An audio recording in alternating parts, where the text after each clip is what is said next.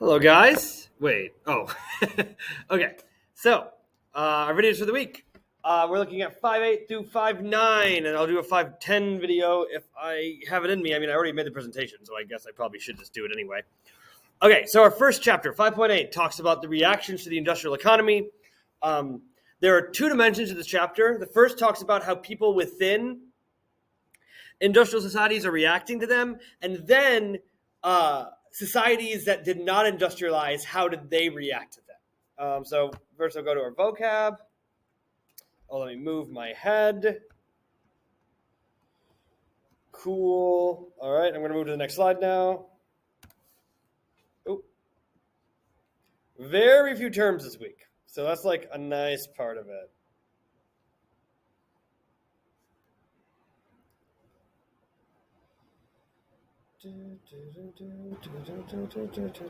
Okay. All right, and let's get into this chapter. So, our first subtopic talks about labor unions. And as you can see, this time, there are the gists that in 2020 I forgot to do. Well, 2021 is when I forgot to do them, when I recorded those videos.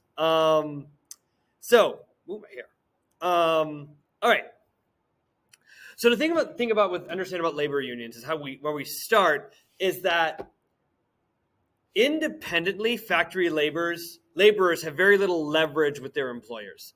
The primary reason for that being is that when you divide a productive process into all of these easy to execute steps, who does those steps matters very little, right? So say someone says, well, if you're going to treat me like crap, I'm going to quit. Someone who is destitute, who is desperate, will take over that job and be trained relatively quickly to complete that task, right? In a world where making a chair requires an expert chair maker, you cannot afford to undercompensate a chair maker. In a world where a person's job is to attach a chair leg to a chair seat, and that takes 15 seconds at most, you can do that with anyone. And so what that means is that on their own, a laborer cannot actually effectively advocate with their employer for better treatment unless the employer is willing to do something out of the goodness of their heart. And in a world where, say, there is no means to hold someone accountable for their own behavior, we just can't rely on people to do that, right? So labor unions are a construction that enables an institution, an organization that enable workers to, in coordination, say, well, you might only be able to replace one of us. Can you replace all 100 of us in a timely manner to the point that you can meet all the demand that exists in your factory? You cannot make money without us. That is the fact of capitalism, that you need our labor at a certain cost to guarantee a profit and a revenue stream for you. Like, we are essential to this process. And if we all work together, then you need to listen to our demands, right? So in a lot of ways, a union, when a business and the employees of a business all work together, they do have leverage over their employer, right? Now, because, as we've kind of observed probably already, that during this industrializing era, most states are trying to incentivize industrial development. A lot of the times they're in support of businesses in these exploitative, extractive, abusive labor practices. So oftentimes early in the history of the industrial world, states suppress, destroy, repress, and labor unions and support businesses, right? Because these labor unions are going to get in the way of productivity and disincentivize industrialization because it's less profitable in nature. Man, my hair is not cooperating right now. Throughout the late 19th century and specifically in the 20th century, labor unions get a lot more leverage because in times of crises like the world wars, that labor is essential to state survival. And so worker well-being and preventing things like strikes, which is the most powerful thing a labor union can do, is called a strike or a work stoppage. And if you're fighting a war for your nation's survival, you can afford strikes. And even if if a gun manufacturer's employees strike and don't build weapons for 2 days, you don't have those weapons, it doesn't matter if you kill every one of those gun makers. You are going to have trouble winning the war if that keeps happening, right? So in these times of crises, workers have more leverage. They use that leverage, and in most of the industrial world, labor unions are actually, still a fundamental part of the experience, and unions in general. Another element that happens, and I don't know why it's a piece of evidence in this subtopic, but the labor movement is an example of a larger movement among working class people or lower people in the socioeconomic bracket who have been historically politically disenfranchised, right? Historically, the poorest in Europe had no say directly in how they were governed. And because of things like labor unions and also the Enlightenment, working class people become aware of the power that the masses could have and then effectively advocate for the extension of suffrage or the right to vote to that population.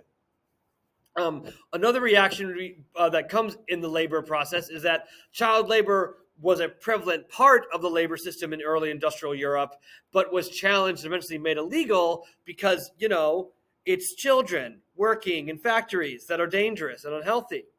And when child labor is abolished, the role of a child in an industrial society changes, right? Like pre-industrial, a child would be expected to assist a parent in completing their job or labor. Then we have child labor, where they become fundamental to the survival of the family. And then now we are living as a kind of consequence of this, where we focus on educating our children in industrial societies so they can become effective producers and contributors to the economy in the future, right? That's like one of the rationales we have for why we educate children. There's an intellectual reaction, too, that happens as a consequence of the Industrial Revolution, right? Something that I have talked about a little bit with my students, but I assume Mr. Jones and Mr. Rapport have talked about as well, is that industrialization changed everything about who we are as human beings, right? How we exist today is fundamentally different from how we existed 300 years ago because of the Industrial Revolution. And because of all of these things, the world changes and people's lives are different. And so people need to find a way to rationalize why the world is the way that it is, right? And so capitalism, utopian socialism, communism, and Marxism, these are means of trying to understand the human experience under the lens of industrialization, or like the jumping off points on which we try to articulate and understand the consequences of the Industrial Revolution to human beings, right? And one person they talk about in the textbook, who is another academic or intellectual responder to the Industrial Revolution, will be John Stuart Mill, who was, in general, someone who aligned with the labor union advocates, who wanted to end child labor, wanted to make sure the workplace was safer for workers. He was a strong proponent of an ideology known as utilitarianism. Debaters might be like, no, util bad.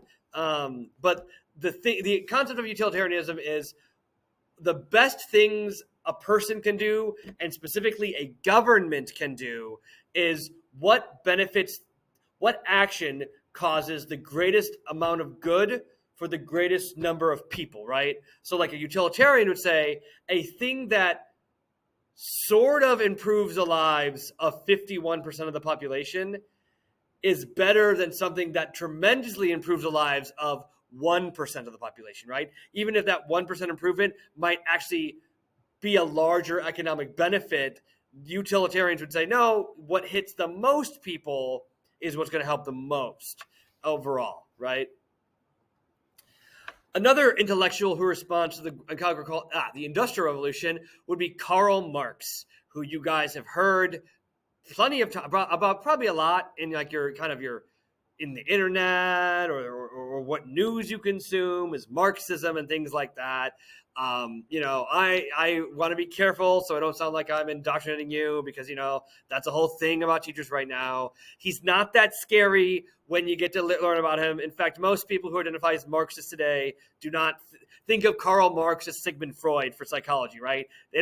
They think he's important because he started the whole thing, but he is not like the most important theorist for 21st century Marxism.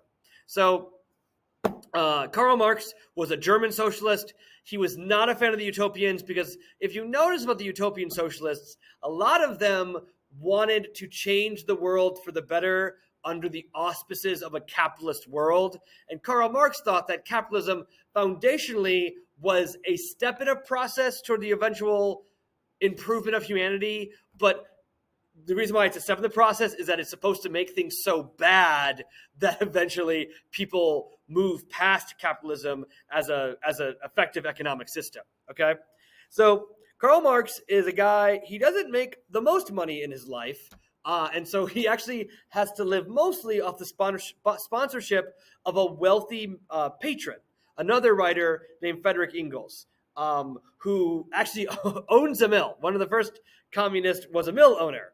A factory owner. He inherited it, right? He inherited his wealth. And the document that is the most clear in outlining a communist ideology would be the Communist Manifesto, which is a short pamphlet. If you find it, it's probably in a bookstore. It's like 15-ish pages. It's not this massive document. You want to hear a massive document? Karl Marx's probably more significant academic contributions is not communism so much as it's how he approached and changed economic history. In fact, he is considered the first economic historian. He was someone who used like production measures and like numbers to like make determinations about how life was like for people throughout history. That's kind of one of his most important contributions to like Western society or just academia in general. So that's a smart little tangent. But Communist Manifesto, if you did the Great Divergence Activity that Mr. Jones and I did, you might have read an excerpt of it. It just explains like why the world is the way that it is. But I'm going to give you guys a little primer on how Karl Marx saw the world. So Karl Marx kind of divided. He saw that history was going towards an eventual thing. Like he was a modernist. He believed that there were truths about the world. So Karl Marx said before capitalism, the world was in this feudalistic society, right? Europe was this feudalistic society, right? You had landowners, people lived in these feudal relationships where they traded security for, they traded their freedoms for security. And then, as industrialization occurred, states and people found it to their benefit to end feudal systems and begin to operate within a system of capitalism that divided the world into two classes, the proletariat and the bourgeoisie. The bourgeoisie are the people who own the means of production, okay? These are the people that like own the factories, they own the land, and they compensate the proletariat to work within these factories and produce things for profit, right? And something to consider about this whole system is that in order for capitalism to work, a laborer needs to be willing to be compensated for less than the value of the goods that they produce, right? So a good way to think about it, Mr. Broughton, one of the old math teachers we talked about, like an employee at Whataburger, when they are selling honey butter chicken biscuits, they are selling it, $4 or $5 a sandwich.